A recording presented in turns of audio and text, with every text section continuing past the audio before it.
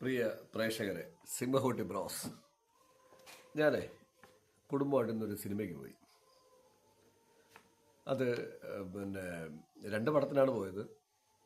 അതിൽ ആദ്യം എമ്പുരാൻ സിനിമയും കണ്ടു, പിന്നെ ഒരു തമിഴ് മൂവിയും കണ്ടു. ആദ്യം കണ്ട തമിഴ് മൂവിയാണ്. അപ്പോൾ ഇതിൻ്റെ രണ്ട് ബ്ലോഗ് ഞാൻ ചെയ്തിട്ടുണ്ട്. നിങ്ങൾക്ക് കാണണമെങ്കിൽ നൊബക് പ്രപഞ്ചം ചാനലിൽ കയറി കാണാം. രണ്ടിൻ്റെ ബ്ലോഗ് ഞാൻ ചെയ്തിട്ടുണ്ട്. എൻ്റെ അഭിപ്രായങ്ങൾ ഞാൻ തുറന്നു പറഞ്ഞിട്ടുണ്ട്, എമ്പുരാൻ്റെ പിന്നെ ഈ പടത്തിൻ്റെ. അപ്പോൾ ഇന്ന് കണ്ട തമിഴ് സിനിമ എന്ന് പറഞ്ഞാൽ ധീരവീരശൂരൻ. അതെ അതെ, വീരധീരശൂരൻ ഓർ ധീരവീരശൂരൻ, അങ്ങനെ രണ്ടിലും അങ്ങോട്ടും ഇങ്ങോട്ടും തിരിഞ്ഞും പറഞ്ഞു കിടക്കാം. മൈൻഡിൽ അങ്ങനെയാണ് നീങ്ങുന്നത്. വിക്രം നടനാവുകയും പിന്നെ നമ്മുടെ സൂരജ് വെഞ്ഞാറമൂട് ആലോചിച്ച് നോക്കണം. നമ്മുടെ മലയാളത്തിലെ കൊമേഡിയനായിട്ട് വന്ന് മിമിക്രി ആർട്ടിസ്റ്റിൽ നിന്ന് കൊമേഡിയനായിട്ട് മലയാളത്തിലെ വ്യത്യസ്തമായ ഡ്രൈവിംഗ് ലൈസൻസിലൊക്കെ നല്ല സ്റ്റൈലിൽ അഭിനയിച്ചിട്ട് വ്യത്യസ്തമായ രീതിയിൽ ചെയ്തു. പൃഥ്വിരാജിൻ്റെ ടീമിലെത്തിയതിനു ശേഷം അയാളുടെ ലൈഫേ മാറിപ്പോയി. ഡിഫറെൻറ്റ് റോളിലെത്തി. ഇന്ന് അദ്ദേഹം തമിഴ് സിനിമയിലെ എ ക്ലാസ് സിനിമയുടെ വില്ലനാണ്. കാരണം എന്ന് പറഞ്ഞാൽ ഈ പടത്തിൻ്റെ ബഡ്ജറ്റ് 110 കോടി രൂപയാണ് ഗൂഗിൾ കാണിക്കുന്നത്. വീരധീരശൂരൻ, നമ്മുടെ വിക്രമത്തിൻ്റെ പടത്തിലെ മെയിൻ വില്ലൻ. അങ്ങനെ നമ്മുടെ പൃഥ്വിരാജ് സുകുമാരൻ്റെ കൂടെ ലൈഫ് മാറിയ, അതായത് ഡ്രൈവിംഗ് ലൈസൻസ് പോലുള്ള ചിത്രങ്ങൾ അദ്ദേഹത്തിൻ്റെ കൂടെ ചെയ്ത് ഇപ്പോഴാണ് പുള്ളിയുടെ റേഞ്ച് അങ്ങ് മാറിപ്പോയി. അങ്ങനെ സൂരജ് വെഞ്ഞാറമ്മോട് കൂടെ പ്രധാന കഥാപാത്രത്തിൽ അഭിനയിച്ച ധീരവീരശൂരൻ ഓർ വീരധീരശൂരൻ, അങ്ങോട്ടും ഇങ്ങോട്ടാകാം, ഓർമ്മയിൽ എനിക്ക് പറയണം. സിനിമ ഉണ്ട് കേട്ടോ. ഈ പടം തിയേറ്ററിൽ പോയി കാണണം കേട്ടോ. കാരണം ഞാനിത് കാണണമെന്ന് പറയണമെന്ന് പറഞ്ഞു കഴിഞ്ഞാൽ ചില ചിത്രങ്ങൾ നമ്മൾ തിയേറ്ററിൽ തന്നെ കാണണം. കാരണം എന്താണെന്ന് ചോദിച്ചു കഴിഞ്ഞാൽ, ഒന്ന് വിക്രത്തിൻ്റെ കുറേ കാലത്തിന് ശേഷം നല്ലൊരു ഫിലിം ഇറങ്ങി. രണ്ടാമത് വിക്രം താഴോട്ട് വന്നു. നമ്മൾ ഈ കഥാപാത്രങ്ങൾ ചെയ്യുമ്പോൾ കഥാപാത്രത്തിലോട്ട് വരേണ്ടതുണ്ട്. അല്ലാതെ നിൽക്കുമ്പോഴാണ് ഈ ആരോ എന്തോ പറയുന്നതും മറ്റതൊക്കെ അനുസരിച്ച് വലിയ എന്തോ ഒരു വിഷ്വലിൽ തന്നെ പടം പോകുമ്പോൾ നമുക്ക് ബോറടിക്കും പ്രേക്ഷകർക്ക്, റിപ്പീറ്റ് ചെയ്ത് വരുമ്പോഴത്തേക്ക്. ഇപ്പം അതൊക്കെ മാറി നല്ലൊരു കഥാപാത്രത്തിലോട്ട് വിക്രം വന്നു. വിക്രം നല്ല സ്റ്റൈലിൽ അഭിനയിച്ചിട്ടുണ്ട് കേട്ടോ. നല്ല റിസ്ക് എടുത്ത്, വിക്രത്തിന് വയസ്സത്രയെന്ന് ആലോചിക്കും, നല്ല സ്റ്റൈലിൽ അഭിനയിച്ചിട്ടുണ്ട്. അപ്പോൾ അങ്ങനെ നോക്കുമ്പോൾ ഈ സിനിമ ഒരു കുടുംബത്തിന് പോയി, ഇപ്പം ഞാൻ 2 സിനിമ കാണാൻ പോയി. ഇപ്പോൾ ആദ്യം ഈ പടം കണ്ടു, രണ്ടാമത് എമ്പുരാൻ കണ്ടു. അപ്പോൾ ഈ ഒരു ഫാമിലിക്ക് പോയിട്ട് ഒരു ഫാമിലി എൻ്റർടൈൻമെൻ്റ് ആട്ടോ, ഫാമിലി ഫീലിങ്സോടെ ഉള്ള ഒരു നല്ലൊരു ഫിലിം നിങ്ങൾക്ക് ധൈര്യമായിട്ട് പോയി കാണാം. കുടുംബമായിട്ട് ധൈര്യമായിട്ട് പോയി കാണാം. എന്ന് പറഞ്ഞാൽ അതെന്തെന്ന് ചോദിച്ചാൽ അത് ഫാമിലി ഫിലിമും കാണാം. എമ്പുരാൻ കാണുമ്പോൾ ഫാമിലി മാറിയിട്ട് നമുക്ക് വേറൊരു ലെവലിലെത്തും. അപ്പോൾ അതല്ലേ പറഞ്ഞാൽ എല്ലാം കാണാം. അപ്പം നല്ല ഒരു ഫാമിലി എൻ്റർടൈൻമെൻറ്റ് എക്സലൻറ്റ് പടം കേട്ടോ. അതിൽ ഈ പടത്തിലെന്ന് പറയുമ്പോൾ ഈ പടത്തിൻ്റെ ഡയറക്ഷൻ ബെറ്ററാണ്. ഈ പടത്തിൽ അഭിനയിച്ചിരിക്കുന്ന പെൺകുട്ടികളൊക്കെ ബെറ്ററാണ്. ജൂനിയർ ആർട്ടിസ്റ്റ് പോലും നന്നായിട്ട് ചെയ്തിട്ടുണ്ട്. കാരണം കൊച്ചൊക്കെ ഉള്ളൂ, പക്ഷെ എല്ലാവരും നന്നായി ചെയ്തിട്ടുണ്ട്. അതിനകത്തൊന്നൊരു ഫ്രെയിമിലൊക്കെ ഈ കുട്ടികളുടെ ഒരു ലാഗ് പോലും ഇല്ല. ഒരു പെൺകുട്ടിയൊക്കെ അഭിനയിച്ചിട്ടുള്ളത് എന്ത് സിമ്പിളായിട്ടാണ് വിക്രമിൻ്റെ മോളായിട്ട് അഭിനയിച്ചിരിക്കണമെന്ന് മനസ്സിലാക്കണം. കഥാപാത്രത്തിൽ ഞാൻ പറയില്ല, ഈ വിക്രമിൻ്റെ മോളായിട്ട് അഭിനയിക്കണം. പിന്നെ സൂരജിൻ്റെ കൂടെയുള്ള സൂര്യൻ്റെ അച്ഛനായിട്ട് അഭിനയിക്കണ വില്ലായി, അവരോടെയുള്ള കുറേ സപ്പോർട്ട് ആർട്ടിസ്റ്റുകൾ, അതായത് നമ്മളെ വെട്ടാനും കുത്താനും ഒന്നിക്കുന്നവരൊക്കെ സാധാരണ എത്രയായാലും ഒരു ആർട്ടിസ്റ്റെങ്കിലും എന്തെങ്കിലും ലാഗ് പോലെ ഫീൽ ചെയ്യും. ഇതിൽ അങ്ങനെ ഒന്നുമില്ല. അവർ ആ ഗ്രാമത്തിൽ നടക്കുന്ന കഥയായിട്ട് ബന്ധപ്പെട്ട് ഇങ്ങനെ ഓടെയാണ്. ഞാൻ അതാണ് ചോദിക്കുന്നത്. ഇപ്പോൾ സൂരജ് അഭിനയിച്ചാൽ നമുക്ക് മനസ്സിലാവും, വിക്രം അഭിനയിച്ചാൽ മനസ്സിലാവും, പ്രധാനപ്പെട്ട നടികൾ അഭിനയിച്ചാൽ മനസ്സിലാവും. പക്ഷേ ഈ ജൂനിയർ ആർട്ടിസ്റ്റുകൾ അൺബിലീവബിൾ കേട്ടോ. എന്നാ പെർഫോമൻസ് അപ്പാ ഈ ഗ്രാമ പശ്ചാത്തലത്തിൽ നടക്കണേ. ഈ സിനിമയിൽ ഞാൻ ഏറ്റവും കൂടുതൽ കണ്ട പോസിറ്റീവ് എന്ന് പറയുന്നത്, ഈ കുറേ പ്രായം ചെന്നവരെയൊക്കെ കാണിക്കും. ഈ നമ്മുടെ വില്ലന്മാർക്ക് ആക്ഷൻ സീൻസിന് വേണ്ടി നടക്കുന്ന കുറേ പേര്, പിന്നെ കുറേ പെൺകുട്ടികൾ. എൻ്റെ അയ്യോ, ഒരു കുട്ടി പോലും ഒരു ലാഗില്ല. എന്നെ ആക്ടിങ്, ഇവരൊന്നും ഒരു ഫ്രെയിമിൽ ഒരു സെക്കൻഡ് നിൽക്കില്ല എന്ന് തോന്നണം. ഞങ്ങളെപ്പോലെ ഇപ്പം എന്നെപ്പോലെയൊക്കെ സിനിമ നന്നായിട്ട് നോക്കണവർ കാണുമായിരിക്കും.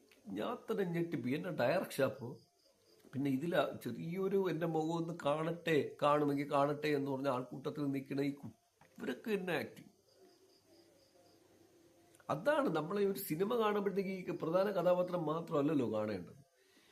എന്നാ കോർഡിനേഷൻ, ഇവരൊക്കെ എന്ത് ആത്മാർത്ഥമായിട്ട് സിനിമയിൽ സഹകരിച്ചിരിക്കുന്നത്. അവർക്കൊരു ദിവസം 1,000 രൂപ പോലും കിട്ടിയിട്ടുണ്ടാവില്ല. വന്ന് അഭിനയിച്ചിട്ട് പോവുകയല്ല അവർ ചെയ്തിരിക്കുന്നത്, അവർ ജീവിച്ചിരിക്കുന്നു ഈ പടത്തിൽ. അതൊരു അങ്ങനെ ഞാൻ അതാണ് പറഞ്ഞത്, അങ്ങനെ ഗ്രാമ പശ്ചാത്തലം ഒരുക്കിയിട്ടിരിക്കുന്ന നല്ലൊരു ചിത്രം കേട്ടോ. മസ്റ്റ് നിങ്ങൾ പറ്റുമെങ്കിൽ. ഒന്നാമത് ഈ വലിയ ചിത്രങ്ങളിടയിൽ ഈ പടം ഇപ്പം ഡള്ളാണെന്ന് തോന്നുന്നു. കളക്ഷനൊക്കെ 10 കോടിക്ക് താഴെ നിൽക്കുകയാണ് ഇപ്പോൾ. ഈ പടം 90 കോടി ഇറക്കിയ പടം സാറ്റലൈറ്റ് അടക്കം ഒരു 250 കോടിയെങ്കിലും വന്നില്ലെങ്കിൽ ഈ പ്രൊഡ്യൂസർക്ക് നഷ്ടം വരും. പിന്നെ അവരിങ്ങനെയുള്ളൊരു സിനിമ എടുക്കാൻ പോകില്ല. നല്ല ഫിലിം കേട്ടോ, നന്നായിട്ട് അന്തസ്സായിട്ട് 2.5 മണിക്കൂർ ഒരു ബോറില്ലാതിരുന്ന് കാണാൻ പറ്റിയ എൻ്റർടൈൻമെൻറ്റ് ഫിലിം. സന്തോഷമുള്ള പടം. അത്യാവശ്യം നല്ല മ്യൂസിക് ഡയറക്ഷൻ, നല്ല സ്റ്റൈലും, പിന്നെ DOP, നല്ല ഡയറക്ഷൻ, നല്ല ഡയലോഗ് പ്രസൻറ്റേഷൻസ് എല്ലാം കൊള്ളാം. നല്ലൊരു മൂവി. ഞാൻ ആ മൂവി കണ്ടു, നന്നായിരുന്നു. ആ മൂവിയുടെ വിഷയത്തിലോട്ട് ഞാൻ പറയുന്നത്, ധീരവീര ശൂരൻ അല്ലെങ്കിൽ തിരിച്ച് ആക്ഷൻ കോറിയോഗ്രാഫി ഫോണിക്സ്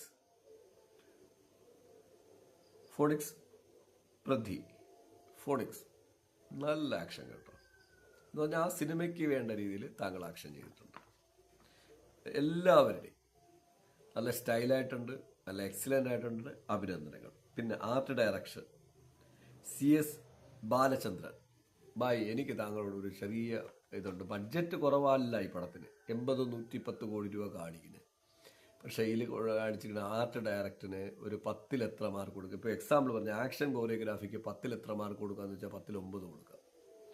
പക്ഷെ ആർട്ട് ഡയറക്ടർക്ക് 10-ൽ എത്ര മാർക്ക് കൊടുക്കാന്ന് വെച്ചാൽ ഞാൻ ഈ പടത്തിന് 10-ൽ 40-നും 50-നും ഇടയിൽ തരുള്ളൂ. മാക്സിമം 50 തരാം. കാരണം അതെല്ലാ സീനിലും നമുക്ക് ആർട്ട് ഡയറക്ഷനായിട്ട് തോന്നും. ഒരു ആർട്ട് ഡയറക്ഷൻ ചെയ്യണത് ഇന്നത്തെ കാലത്ത് ഒരു കാരണവശാൽ ആർട്ട് ഡയറക്ഷൻ അത് തോന്നരുത്. ഈ പടത്തിൽ തോന്നും. ആ ഒരു കുറവ് മാത്രമാണ് ഈ പടത്തിലുള്ളത്. പിന്നെ CS ബാലചന്ദ്രൻ്റെ അടുത്ത് ഞാൻ റിക്വസ്റ്റ് ചെയ്യണം, മാറ്റം ഉണ്ടാവട്ടെ. നല്ല ബഡ്ജറ്റുള്ള പടമല്ലേ, നിങ്ങൾ ആർട്ട് ഡയറക്ഷന് കുറച്ച് ബഡ്ജറ്റ് ചെയ്തിട്ടുണ്ടോ എന്ന് എനിക്കറിയില്ല. അങ്ങനെ ഒരു പ്രശ്നം ഈ പടത്തിലുണ്ട്. അത് പടത്തിൻ്റെ തുടക്കം മുതൽ അവസാനം വരെ നിഴലിച്ചിരിക്കുന്നുണ്ട്. ആ ഒരു വിഷയം ഒഴിച്ചു. കാരണം ഫ്രെയിമൊക്കെ ക്ലോസിൽ പോകുമ്പോഴൊക്കെ അത് ആർട്ട് ഡയറക്ഷനാണെന്ന് വല്ലാതെ കയറി ഫീൽ ചെയ്യും. ടോയ്ലറ്റ് സീന്, പിന്നെ അവരുടെ വീട്ടിലെ സീന്, അതൊക്കെ നമുക്കറിയാം. എന്തോ അത് പിന്നെ പ്ലാസ്റ്റർ പാരീസ് വാരി മറ്റേ അടിച്ചു വെച്ചിരിക്കുന്നതാണ്. അങ്ങനെയൊന്നും ഒരു തോന്നലുള്ളൊരു ചിത്രം ഇത്രയും വലിയ ബഡ്ജറ്റിൽ ചെയ്യുമ്പോഴത്തേക്ക് വരാൻ പാടില്ല. അതൊരു അരാജകത്വം തോന്നി എന്ന് തുറന്ന് തന്നെ പറയുകയാണ്. അല്ല, മറ്റു വിധത്തിലും ഓക്കെ, അഭിനന്ദനങ്ങൾ. പിന്നെ അതിനകത്തുള്ള മേക്കപ്പ്, കലൈ അഴകൻ. മേക്കപ്പ് ആ പടത്തിന് വേണ്ട അത്യാവശ്യം മേക്കപ്പ് എല്ലാം കൊള്ളാം. വേറെ അതിനകത്ത് ഡീഫാൾട്ടൊന്നുമില്ല. ഡീഫാൾട്ട് എന്ന് പറഞ്ഞാൽ കണ്ടെത്തുകയല്ല, ആ പടത്തിൽ ത്രൂ ഔട്ട് പോകുമ്പോഴത്തേക്കും എല്ലാ രീതിയിലും കൊള്ളാം. തികച്ചും അഭിനന്ദനങ്ങൾ. പിന്നെ കോസ്റ്റ്യൂം ഡിസൈനിങ് തേനി ഈശ്വർ. അത് തേനി ഈശ്വരുടെ അടുത്ത് ഒരു കാര്യം പറയട്ടെ, നിങ്ങൾ ഈ 2-2.5 മണിക്കൂറോ 3-5 മണിക്കൂറോ നടക്കുന്ന കഥ ഒരു സ്ഥലത്ത് നിങ്ങൾ ആ കോസ്റ്റ്യൂം ഒരു സാറിന് എല്ലാ പടത്തിലും ഇടയ്ക്ക് എവിടെയെങ്കിലുമൊക്കെ ഒരു ചർക്ക് വരും. ഇതിൽ അങ്ങനെ ഒരു പരിപാടിയില്ല. അവരിട്ടിരിക്കുന്ന ഡ്രസ്സ് കണ്ടിന്യൂ ചെയ്ത് ജൂനിയർ ആർട്ടിസ്റ്റ് വരെ നിങ്ങൾ കൊണ്ടുപോയി. ഇടയ്ക്ക് എവിടെയെങ്കിലും തെറ്റുണ്ടാവാൻ ഞാൻ കണ്ടിട്ടില്ല. അത്രയും റിസർച്ച് ചെയ്തിരിക്കുന്ന ആളല്ല, ഞങ്ങൾ തെറ്റ് കണ്ടുപിടിക്കാതിരിക്കുന്ന ആളല്ല. എനിക്ക് ഫ്രെയിമിൽ തിയേറ്ററിൽ സിനിമ കാണുമ്പോഴത്തേക്ക് അത് നമുക്ക് പെട്ടെന്ന് തോന്നരുത്. നിങ്ങളിത് എങ്ങനെ മെയിൻറ്റെയിൻ ചെയ്ത്, കാരണം 2-4 മണിക്കൂറിനിടയിൽ കിടക്കണ കഥ പറയുമ്പോഴാണ് പ്രശ്നം. ഇതിനിടയിൽ എവിടെയെങ്കിലും ഒരു പാട്ട് സീൻ വരും, മറ്റത് വരും, മെമ്മറി തിരിച്ചു പോവും, തിരിച്ചു വേണ്ടി ഈ സീനിൽ വരണം. നിങ്ങളെ കോസ്റ്റ്യൂം ഡിസൈനിങ് തേനി ഈശ്വർ സമ്മതിച്ചു. കാരണം ഇതെല്ലാം നിങ്ങൾ വീണ്ടും റിപ്പീറ്റ് ചെയ്ത് കാണാൻ. സിസ്റ്റം കൊണ്ട് എല്ലാവർക്കും ശരി തന്നെ, എല്ലാം വച്ച് തന്നെയാണ് പോണത്. പക്ഷെ എങ്കിൽ പോലും ചേർക്കും. നന്നായിട്ടുണ്ട് കേട്ടോ, നന്നായിട്ടുണ്ട്, എല്ലാ സൈഡും നന്നായിട്ടുണ്ട്. അഭിനന്ദനങ്ങൾ. പിന്നെ DOP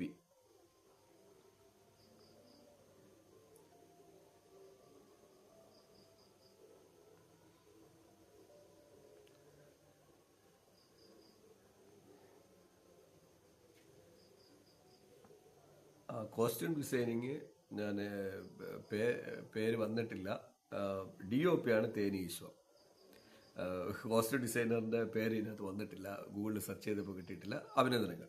പിന്നെ DOP തേനി ഈശ്വർ നല്ല സ്റ്റൈലും DOP. കാരണം എന്ന് പറഞ്ഞു കഴിഞ്ഞാൽ പടത്തിന് അഡോപ്റ്റ് ചെയ്യണ രീതിയിൽ പിന്നെ നമ്മൾ പടം തുടങ്ങി അതിൻ്റെ എൻഡ് വരെയും നല്ല രീതിയിൽ നിങ്ങൾ എത്ര ക്യാമറ അത്യാവശ്യം 5-6-8 ക്യാമറ ഉപയോഗിച്ചെടുക്കുകയാണ് ആ പടത്തിൻ്റെ കഥാപാത്രം പോകുന്ന രീതിയിൽ നല്ല എക്സലൻ്റ് ആയിട്ട് നല്ല സ്റ്റൈൽ ഉണ്ട് DOP.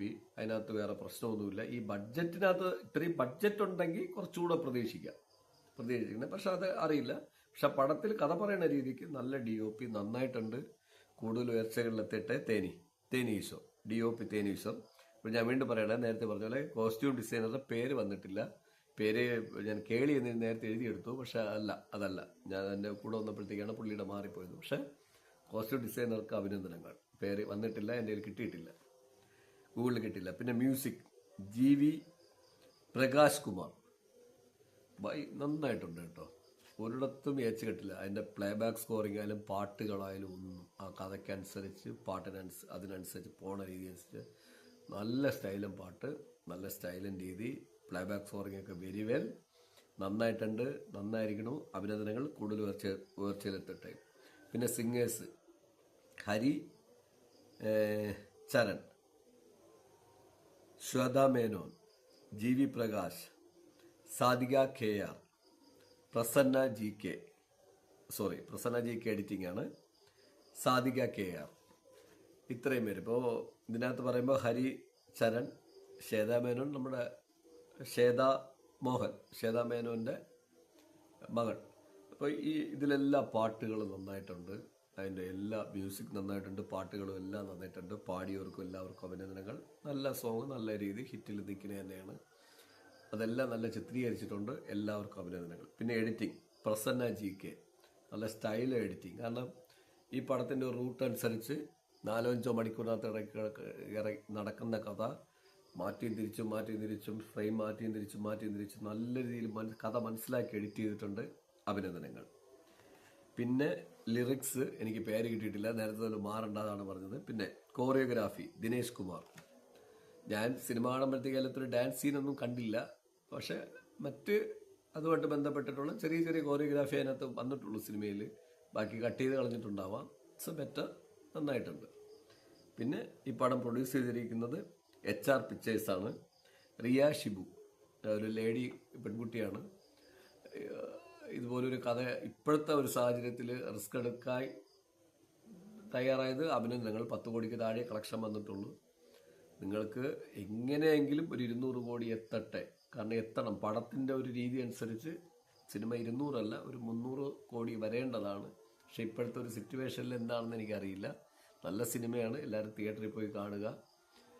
ഒരു 200 കോടിയെങ്കിലും വന്നാലും നിങ്ങളെ മുതൽ മുടക്ക് തിരിച്ചു കിട്ടുള്ളൂ എന്നറിയാം.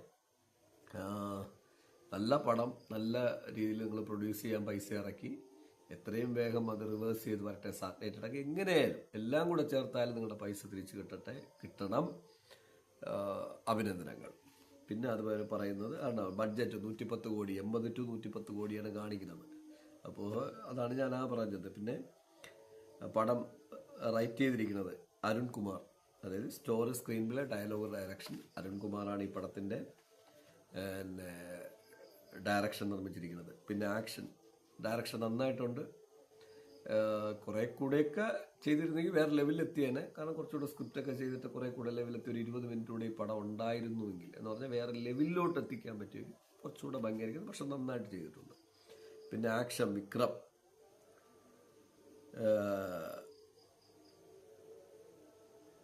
തുഷാർ വിജയൻ നല്ല ആക്ഷൻ ഡയറക്ഷൻ കേട്ടോ, നന്നായിട്ട് ചെയ്തിട്ടുണ്ട്.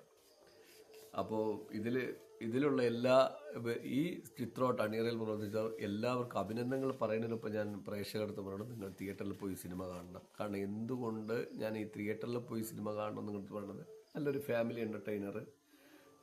അത്യാവശ്യം വിക്രത്തിൻ്റെ അടുത്ത കാലത്ത് വന്ന പടങ്ങളിൽ നല്ല ഫിലിം, അത്യാവശ്യം മോശമല്ല, നല്ല ഫിലിം, നല്ല ഫാമിലി എൻ്റർടൈൻമെൻറ്റ് ഫിലിം. 2.5 മണിക്കൂർ സ്മൂത്തായിട്ടിരുന്ന് ഇങ്ങനെ കാണാം. നല്ല വിഷ്വലൈസേഷൻ, അത്യാവശ്യം ആക്ഷൻ സീക്വൻസി ഉണ്ട്, അത്യാവശ്യം ഒരു കോമ്പറ്റീഷൻ ആണെങ്കിലും അങ്ങോട്ടും ഇങ്ങോട്ടും ക്രൈമിൻ്റെ കളിയാണ്. പിന്നെ നമ്മളിതിൽ അഭിനയിച്ചിരിക്കുന്ന ഗൗതം വാസുദേവ് മേനോൻ അവരൊക്കെ നല്ല ആക്ട് ചെയ്തിട്ടുണ്ട്. പിന്നെ ആക്ടർ സൂര്യ, എല്ലാവരും അവരൊക്കെ വേറെ ലെവലിൽ. ഞാൻ അവരെക്കുറിച്ചൊന്നും ഇനി പറയണ്ട, അവരെക്കുറിച്ചൊക്കെ നിങ്ങൾക്ക് അറിയാം. സിനിമ കാണുമ്പോൾ നിങ്ങൾക്ക് അറിയാം. അതുകൊണ്ടാണ് അതിനെക്കുറിച്ചൊന്നും പൊളിച്ച് പറയട്ടെ. നല്ല ഫിലിം, പ്രേക്ഷകർ കഴിവിൻ്റെ പരമാവധി തിയേറ്ററിൽ പോയി സിനിമ കണ്ട, കേരളത്തിലായാലും തമിഴ്നാട്ടിലായാലും ആന്ധ്രയിലായാലും കർണാടകയിലായാലും തെലുങ്കിലായാലും ഹിന്ദിയിലായാലും വേൾഡ് വൈഡ് ആയാലും പടം ഒരു കുറഞ്ഞത് 300 കോടി രൂപ കളക്ട് ചെയ്യട്ടെ, കുറഞ്ഞത് എന്ന് ആശംസിച്ചുകൊണ്ട് സൈനിങ് ഓഫ്. നോ ബോക്സോളോ.